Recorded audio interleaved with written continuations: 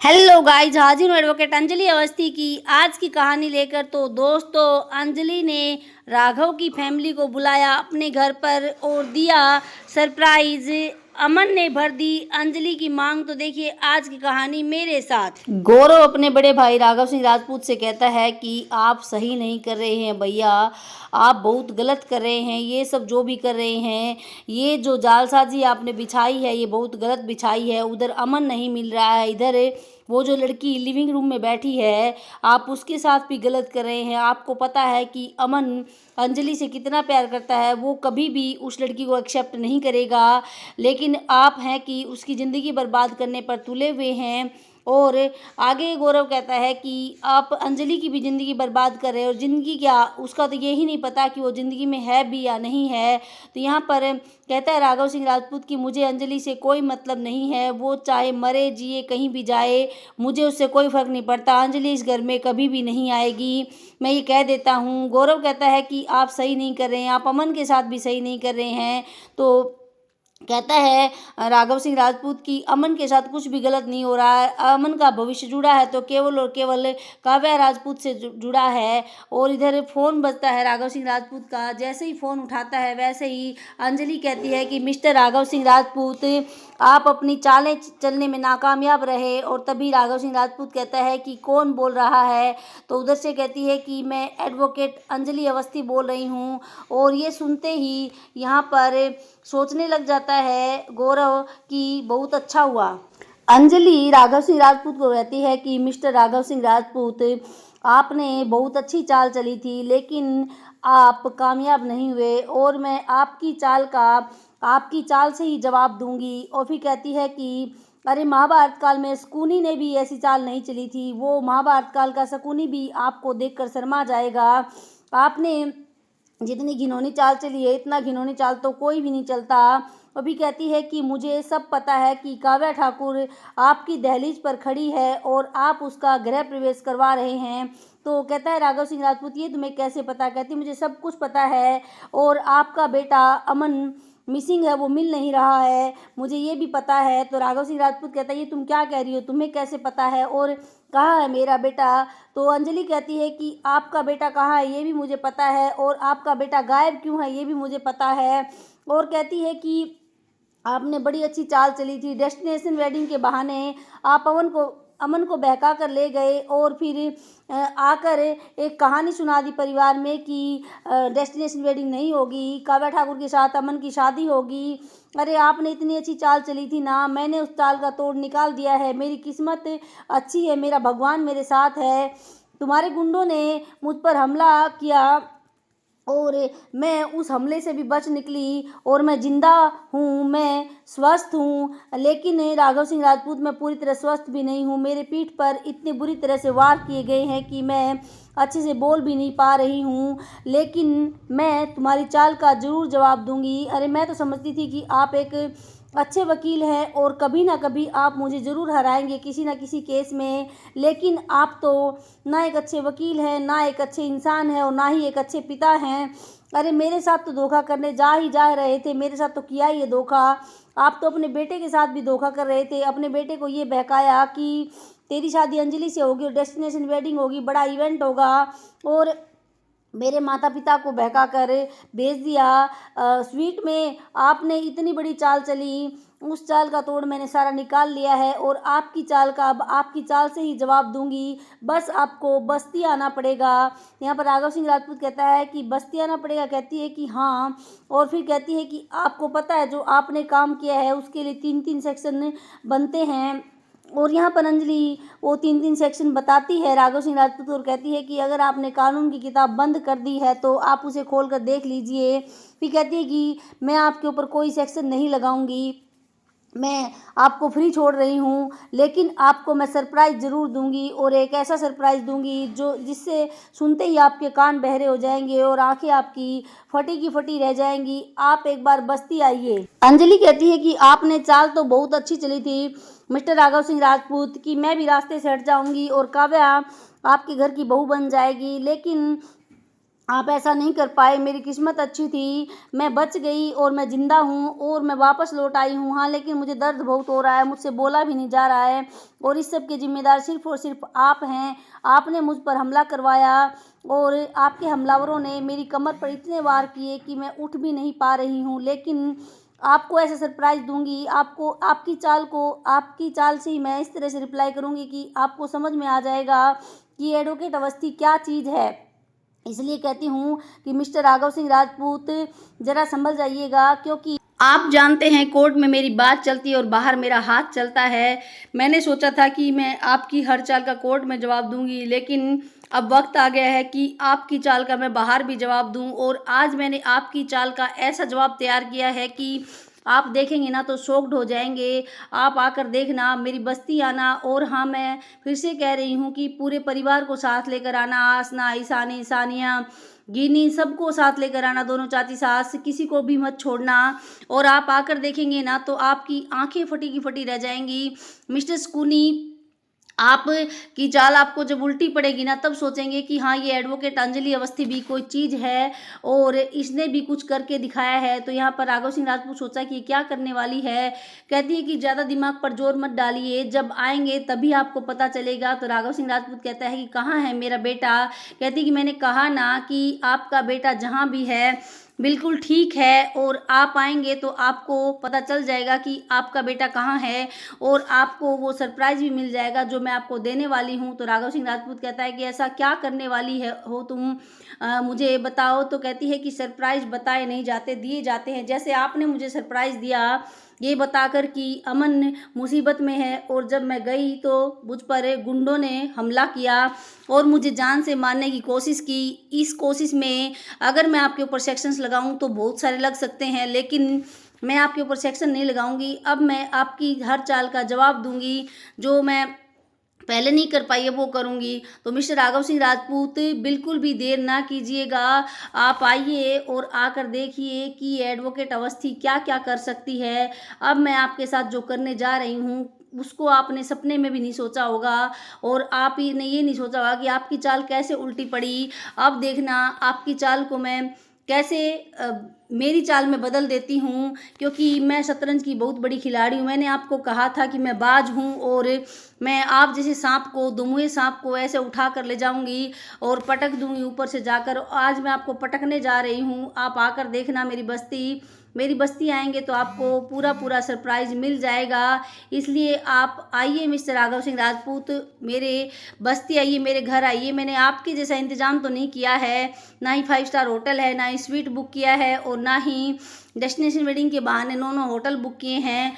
मैंने बिल्कुल सिंपल सादा इंतज़ाम किया है। हाँ, लेकिन उस सिंपल सादे इंतज़ाम में आपको बड़ा बिजली का झटका लगने वाला है। इसलिए आप आइए प्लीज़, मेरे घर आइए, फिर आपको बताती हूँ। और अंजलि फ़ोन काट देती है और Raghav Singh Rajput hello hello hello करता रह जाता है और कहता है पता नहीं ये क्या करने वाली है। तभी गौरव कहता है कि भैया क्या कहा अंजलि ने। तो कहता है कि अंजलि क्या कहेगी, पता नहीं वो क्या करने वाली है। उसने हम सबको बुलाया है, पूरे परिवार को बुलाया है अपनी बस्ती, पता नहीं न जाने उसका क्या इरादा है। अब तो ये सब वहाँ जाकर ही पता चलेगा। मैं तो जा रहा हूँ, तुम्हें आना है तो तुम आ जाना गौरव। और ये कहकर राघव सिंह राजपूत वहाँ से चला जाता है और गौरव सोचता है कि अंजलि ने जो किया होगा वो अच्छा ही किया होगा।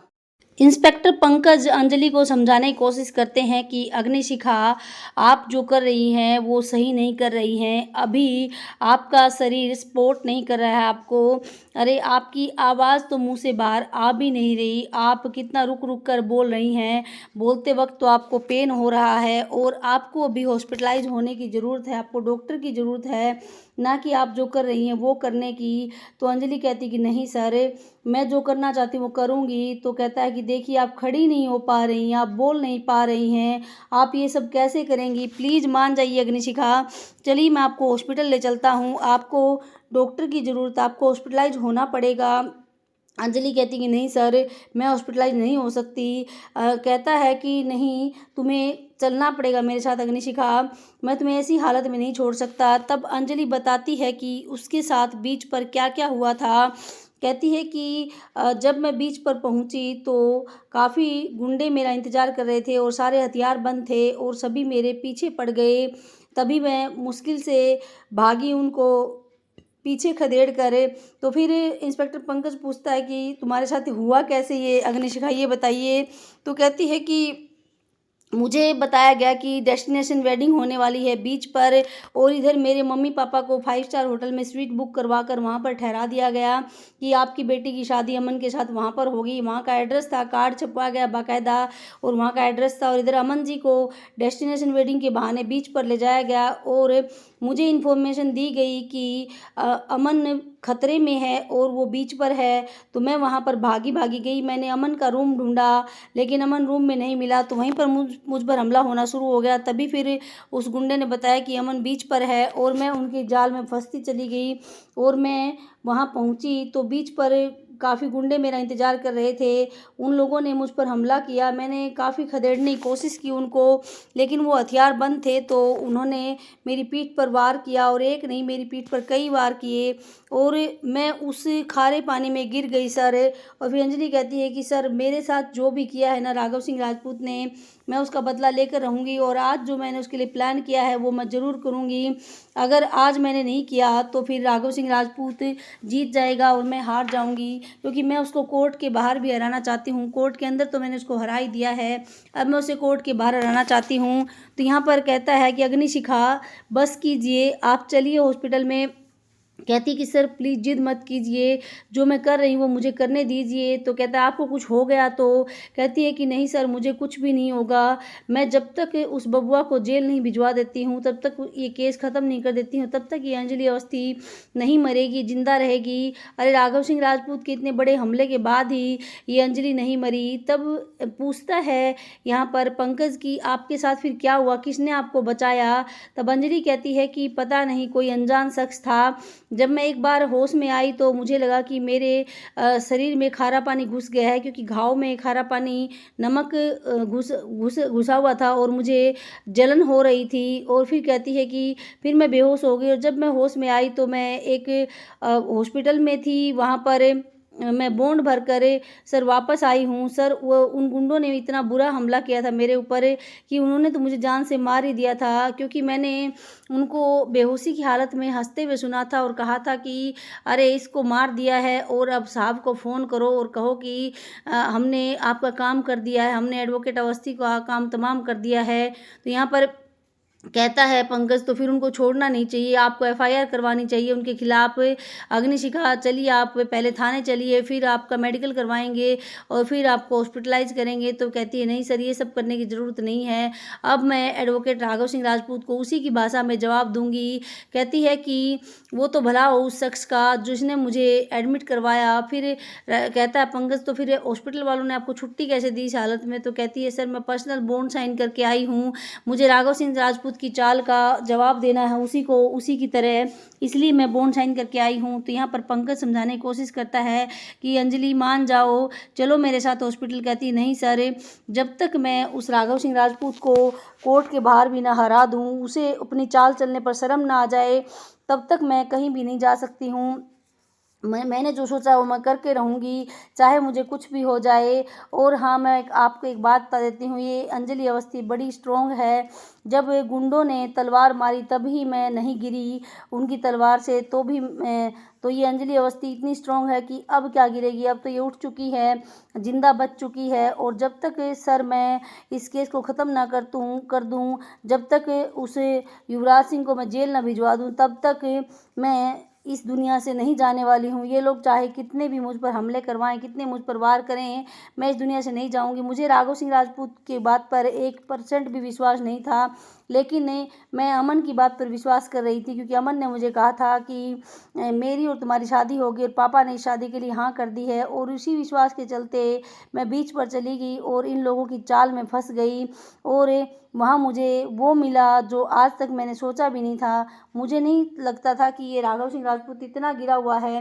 मुझे लगा था कि चलो ठीक है, इसने जो कुछ भी किया अपने बेटे के लिए किया होगा, लेकिन ये तो अपने बेटे का भी नहीं है। इसको पता है कि अमन जी मुझसे कितना प्यार करते हैं, फिर भी ये अमन की शादी उस काव्या से करवाना चाहते हैं। लेकिन मैं ऐसा नहीं होने दूंगी, बिल्कुल भी नहीं होने दूंगी सर। जो आज मैं करने जा रही हूँ वो मुझे करने दीजिए। यहाँ पर रोकने की कोशिश करता है इंस्पेक्टर पंकज और अंजलि कहती है कि नहीं सर, आप रुक जाइए, आप ये मत बोलिए मुझे कि मुझे हॉस्पिटल जाना पड़ेगा। मैं कहीं नहीं जाऊंगी जब तक उस राघव सिंह राजपूत को ठिकाने न लगा दूं, उस युवराज को ठिकाने न लगा दूं, जब तक उनको कटघरे में न खड़ा कर दूं, जब तक उनकी जेल न करवा दूं, तब तक ये अंजलि अवस्थी कहीं भी नहीं जाएगी। ये अंजलि अवस्थी जिंदा रहेगी, स्वस्थ रहेगी। और इंस्पेक्टर पंकज कहता है कि आप गिरने वाली हैं अंजलि, संभालिए अपने आप को। और अंजलि जैसे ही गिरने वाली होती है तो अंजलि की माँ आकर अंजलि को थाम लेती है। अंजलि अपनी माँ से मिलती है और अंजलि की माँ उसकी हालत देखती है और दंग रह जाती है। अंजलि के पापा पूछते हैं कि अंजलि क्या हुआ। अंजलि पापा काफ़ी शॉक्ड हैं। कहता है कि इसे क्या हुआ है, इंस्पेक्टर पंकज से पूछते हैं तो इंस्पेक्टर पंकज बताता है कि सर इसे हॉस्पिटल जाने की ज़रूरत है, इसे आप हॉस्पिटल ले जाइए प्लीज़। ये मान नहीं रही है मेरी बात, मैं काफ़ी देर से इनसे कह रहा हूँ कि आप हॉस्पिटल चलिए, लेकिन ये मान नहीं रही है। और अंजलि की माँ भी कहती है कि चल बेटा मैं तुझे अस्पताल ले चलती हूँ, तुझे हुआ क्या है पहले तो ये बता। अंजलि कहती है कि माँ मुझ पर हमला हुआ है और बहुत बड़ा हमला था, काफ़ी लोग थे, लेकिन किस्मत से मैं बच गई। और अंजलि के पापा ये सुनकर घबरा जाते हैं और कहते हैं कि चलो बेटा मैं तुम्हें हॉस्पिटल लेकर चलता हूँ। तो अंजलि कहती है कि नहीं माँ, मैंने राघव सिंह राजपूत और उसकी पूरी फैमिली को यहाँ पर बुलाया है। और ये बात सुनते ही माँ कहती है कि उनको क्यों बुलाया यहाँ पर। तो कहती है कि माँ उनको मैंने एक सरप्राइज़ देने के लिए यहाँ पर बुलाया, एक अधूरा काम पूरा करना था उसके लिए उनको यहाँ पर बुलाया है। उन्होंने मुझ पर हमला करवाया, मुझे जान से मारने की कोशिश की, इस चाल का जवाब उनको देना है। उन्होंने आपको ले जाकर वहाँ पर बंद कर दिया स्वीट में और कह दिया कि तुम्हारी बेटी की शादी यहाँ पर होगी, जबकि वहाँ ऐसा कोई प्रोग्राम था ही नहीं। उनकी तो चाल ही गलत थी। उनकी चाल ये थी कि वो मुझे मारकर काव्या से अमन की शादी कर देंगे, लेकिन मैं ऐसा होने नहीं दूंगी। और मैंने उनको बुला लिया है, वो आते ही होंगे, पूरा परिवार आ रहा है, मैंने पूरे परिवार को इनवाइट किया है। तो यहाँ पर कहता है इंस्पेक्टर पंकज कि अग्निश का ये सब तो बाद में भी हो जाता, पहले आपको हॉस्पिटल जाने की ज़रूरत है। तो अंजलि कहती कि नहीं सर, ये बाद में होने का काम नहीं है, ये काम तो अभी होगा और आज ही होगा, बस उन लोगों के आने की देर है, मैं दिखा दूंगी उनको कि मैं क्या चीज़ हूँ। इधर दिखाया जाता है कि प्रदीप और स्टेफनी दोनों सजावट कर रहे थे फूलों से और आपस में बात करते हैं कि हमारी अंजलि में दिमाग बहुत है, इतना होने के बाद भी अंजलि मात दे देगी अपने ससुराल वालों को। और फिर कहते हैं कि हाँ हाँ अंजलि ऐसा ही करेगी। दोनों आपस में बात कर रहे हैं अंजलि की शादी के बारे में और कहता है कि आज हमारी अंजलि की शादी अमन के साथ पूर्ण हो जाएगी और आज होगा धमाका जब उसके ससुराल वाले आएंगे। और तब सामने से देखता है स्टेफनी कि वो लोग आ रहे हैं। कहता है कि प्रदीप संभाल लेना, वो लोग आ रहे हैं। प्रदीप कहता है कि आने तो दो। और तभी दिखाया जाता है कि राघव सिंह राजपूत अपनी पूरी फैमिली के साथ आता है और देखता है कि चारों तरफ सजावट ही सजावट है, परिवार वाले भी देखते हैं। और राघव सिंह राजपूत आकर कहता है स्टेफनी को कि एडवोकेट अवस्थी कहाँ मिलेगी। तो कहता है कि वो अपने घर पर है। तो फिर यहाँ पर सजावट देखकर निवेदिता कहती है कि ये देखो बस्ती की सजावट भी बस्ती जैसी होती है। और प्रदीप कहता है कि आप जाइए अंदर, आपको सरप्राइज़ मिलेगा, अंजलि ने आपके लिए सरप्राइज़ तैयार करके रखा है। और तभी साधिका कहती है कि शुक्र है कि हम बच गए एक बस्ती की लड़की को बहू बनाने से। तो निवेदिता कहती है कि ये बातें मत करो यहाँ पर, अरे किसी को नहीं पता कि हम काव्या को वहाँ पर बहू बनाकर बिठा कर आए हैं और यहाँ पर पता नहीं हमें क्या सरप्राइज़ देखने को मिलेगा और हमारी काव्या का पता नहीं क्या होगा। हमने काव्या को बहू बना तो लिया है, लेकिन अमन अभी तक मिसिंग है, अमन का कुछ भी पता नहीं है। और यहाँ पर प्रदीप और स्टेफनी देख रहे होते हैं निवेदिता और साधिका की तरफ, और साधिका और निवेदिता देखती हैं प्रदीप और स्टेफनी की तरफ। इधर राघव सिंह राजपूत कहता है कि ये बातें डिस्कस करने का अभी समय नहीं है, अभी जो हम करने आए हैं वो करते हैं। चलो देखते हैं कि एडवोकेट अवस्थी ने क्या सरप्राइज प्लान किया है हमारे लिए। राघव सिंह राजपूत वहाँ से चला जाता है और प्रदीप कहता है स्टेफनी को कि स्टेफनी जल्दी फ़ोन कर बता दे अंजलि को कि वो लोग आ चुके हैं। और स्टेफनी कहता है कि अरे हम ना करेंगे तो भी वो हैंडल कर ही लेगी, लेकिन मैं बता देता हूँ। प्रदीप कहता है कि हाँ बताना ज़रूरी है। तभी स्टेफनी फ़ोन करता और कहता है कि आपके ससुराल वाले आ चुके हैं, यहाँ से आपके घर की तरफ मुड़ चुके हैं और कहता है कि आप संभाल लीजिएगा। उधर से अंजलि कहती है कि मैं संभाल लूँगी और प्रदीप और स्टेफनी कहते हैं कि ये लोग कितनी भी चाल चल रहे हैं, हमारी अंजलि हर एक चाल की मात दे ही देगी इन लोगों को, और दोनों हंसने लग जाते हैं। इधर राघव सिंह राजपूत और उसका परिवार पहुंच जाते हैं अंजलि के घर, और अंजलि के घर पर पहुंचकर दरवाज़ा बजाते हैं तो गेट खोलती है पद्मा, और पद्मा साड़ी में होती है, बहुत ही सुंदर लग रही होती है। और एडवोकेट राघव सिंह राजपूत को कहते हैं बड़े बाबू आप आइए ना, बैठिए, कुछ चाय पानी लीजिए। तो यहाँ पर राघव सिंह राजपूत कहता है कि मैं तुम्हारे प्रवचन सुनने या तुमसे बात करने के लिए नहीं आया हूँ, मैं जो काम के लिए आया हूँ वही करूँगा। और फिर कहती है सानिया और ईशानी की अंजलि भाभी कहाँ है। तो यहाँ पर कहती है पद्मा की वो अंदर हैं, तैयार हो रही हैं। तो तीनों सरप्राइज हो जाती है, कहती तैयार हो रही, कहती कि हाँ अंजलि भाभी अंदर हैं, आप आइए ना, अंदर आइए। और फिर देखती है शादी का चारों तरफ सजावट को, कहती है कि ये सजावट तो शादी के घर जैसी है, अरे यहाँ पर किसी की शादी हो रही है क्या, किसकी शादी हो रही है पद्मा। तो पद्मा कहती है कि वो तो आपको थोड़ी देर में पता चल ही जाएगा।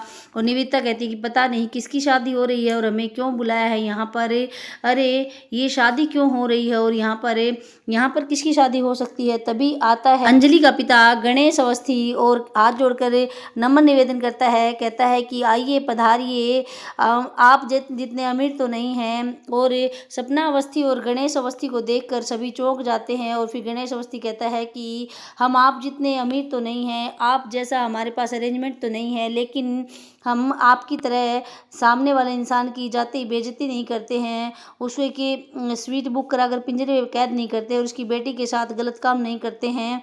हम जो भी करते हैं वो दिल से करते हैं और सामने वाले के सम्मान में करते हैं। इसलिए मैं आपका अपनी कुटिया में स्वागत करता हूँ, आइए हमारे घर में अंदर आइए और आप अंजलि से मिलिए और चाय पानी पीजिए। तो यहाँ पर राघव सिंह राजपूत कहता है कि आप ताना मार रहे हैं, आप मेरी बेइज्जती कर रहे हैं। तो गणेश अवस्थी कहता है कि नहीं नहीं, हमें बेइज्जती करनी नहीं आती, हमें तो केवल सम्मान करना आता है, बेइज्जती करना तो आपका काम होता है। आप गरीब पैसे वाले की बेइज्जती करते हुए 1 मिनट भी नहीं लगाते हैं, आप बार बार अपमान करते हैं, लेकिन हमारी फितरत ये नहीं है, हमारे संस्कार ऐसे नहीं है। हमारे संस्कार हैं सामने वाले का बार बार सम्मान करना, क्योंकि अतिथि देवो भव होता है, आप घर पर आए हैं, देवता के समान हैं। तो यहाँ पर राघव सिंह राजपूत कहता है कि ज़्यादा बकवास मत कीजिए, हमें अंजलि अवस्थी ने बुलाया था, उसे बाहर बुलाइए, हम उसे देखना चाहते हैं, उससे बात करना चाहते हैं, उसने क्या कहा। तो यहाँ पर सपना कहती है कि आप गुस्सा मत कीजिए, झगड़ा मत कीजिए, आप अंदर आइए और मिल लीजिए अंजलि से, हमें कोई दिक्कत नहीं है, आप अंजलि से मिलिए, बात कीजिए और अपना सवालों के जवाब भी लीजिए, क्योंकि उसने क्यों बुलाया है आप लोगों को। और यहाँ पर सपना की बात सुनकर सभी चौंक जाते हैं और सोचते हैं कि सपना ऐसे बातें तो कभी भी नहीं करती थी, मतलब इतनी निडर होकर, और आज सपना इतनी निडर होकर बोल रही है और कहती है कि मिल लीजिए हमारी बेटी से। और तभी कहती है पद्मा कि देखिए दीदी आ गई हैं, और अंजलि होती है दुल्हन के जोड़े में। जी हाँ दोस्तों, और जैसे ही अंजलि को दुल्हन के जोड़े में देखते हैं सभी लोग हैरान रह जाते हैं। अंजलि बाहर आती है और बाहर आते ही शादिका, निवेदिता, आसना, ईशानी सभी अंजलि को देखते हैं और देखते देखते हैरान हो जाते हैं। अंजलि आती है बाहर और राघव सिंह राजपूत देखता रह जाता है। तभी ईशानी कहती है कि अंजलि भाभी शादी के जोड़े में, सानिया कहती है कि अंजलि भाभी शादी के जोड़े में क्यों हैं, अरे यहाँ पर किसकी शादी होने वाली है। अंजलि भाभी का तो पता ही नहीं था कि वो कहाँ है, लेकिन अब हम देख रहे हैं तो उन्हें शादी के जोड़े में देख रहे हैं, ये हो क्या रहा है मुझे कुछ भी समझ में नहीं आ रहा। उधर तो दुल्हन बनी काव्या बैठी है और इधर अंजलि भाभी घायल दिख रही हैं और फिर भी शादी के जोड़े में हैं। दोनों बहनें आपस में बात करती हैं और कहती हैं कि हमें कुछ भी समझ में नहीं आ रहा है। और यहाँ पर गणेश अवस्थी कहता है कि बस आपका सरप्राइज रेडी है, और अंजलि कहती है कि जो एक रस्म बाकी थी शादी की आज वही पूरी होगी। आज का एपिसोड यहीं पर ख़त्म हो जाता है और अगले एपिसोड में दिखाया जाता है कि अमन अंजलि की मांग में सिंदूर भरेगा, और ये देखकर राघव सिंह राजपूत को बहुत बुरा लगने वाला है।